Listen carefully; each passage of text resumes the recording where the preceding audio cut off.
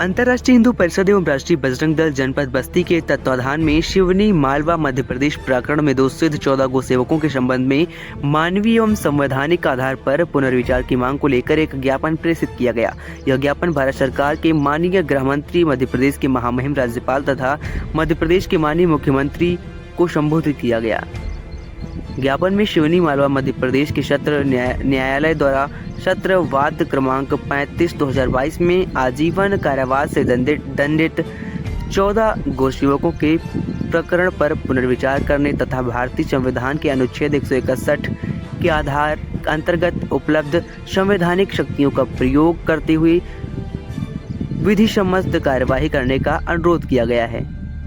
ज्ञापन में कहा गया है कि उक्त प्रकरण के विभिन्न मानवीय, सामाजिक एवं संवैधानिक पहलुओं को दृष्टिगत रखते हुए राज्य सरकार द्वारा समुचित परीक्षण कराया जाना चाहिए तथा न्याय एवं करुणा के सिद्धांतों के अनुरूप आवश्यक कदम उठाए जाने चाहिए।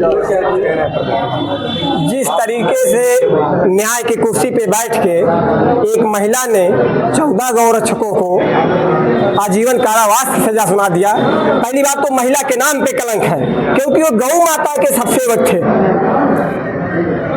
इस तरीके से अगर वो कृत्य की है, न्यायिक कुर्सी पे बैठ के जातिवाद फैला रही हैं, ये बहुत ही शर्मिंदा और निंदनीय बात है। इसकी जिन भी शब्दों में निंदा की जाए उतना वो कम है। हमारे पास शब्द नहीं है कि उस महिला को क्या कहा जाए जो जज की कुर्सी पे बैठी हुई है और इस तरीके से कृत्य कर रही है। न्यायपालिका को भी बदनाम कर रही है। लोगों को इस तरीके से अगर रहेगा तो न्यायपालिका से भी विश्वास उठ जाएगा। मांग क्या है आपकी? मांग हमारा यही है कि उनको रिहा किया जाए, विशेष सत्र बुला के उनको रिहा किया जाए। क्या परिचय आपका? प्रमोद पांडे, शिवसेना जिला प्रभारी, जनपद बस्ती। सबसे पहले आप सभी को जय श्री राम।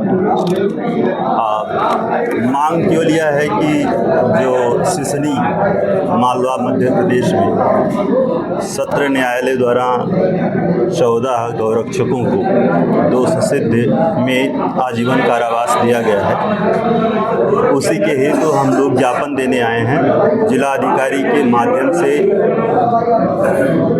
गृह मंत्री, मध्य प्रदेश के राज्यपाल, महामहिम राज्यपाल जी और मुख्यमंत्री जी और वहाँ के विधानसभा अध्यक्ष को यह ज्ञापन देना चाहते हैं कि राज्यपाल का जो अधिकार अनुच्छेद 161 के अंतर्गत दिया गया है उसका प्रयोग करते हुए यथासंभव सत्र बुला करके या राष्ट्रपति को यह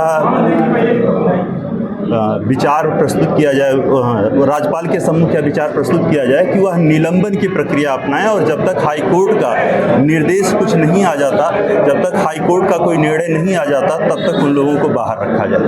क्या परिचय? मैं प्रांत उपाध्यक्ष संजय द्विवेदी। जो आप लोग प्रदर्शन करें, जो 14 गौरक्षक मध्य प्रदेश में उनको उम्र कैद की सजा सुनाया गया है। पूरे देश में डॉक्टर प्रवीण भाई तोगड़िया जी के नेतृत्व में अंतर्राष्ट्रीय हिंदू परिषद राष्ट्रीय बजरंग दल के बैनर तक पूरे देश में आज डीएम महोदय को रिहाई हेतु ज्ञापन दिया गया है। जिस प्रकार से बिना कोई तथ्य, बिना कोई सबूत के 14 गौरक्षकों को जेल भेजा गया, बहुत ही निंदनीय है। कहीं ना कहीं जो अपर जिला जज द्वारा यह कृत्य किया गया है, यह बहुत ही निंदनीय है।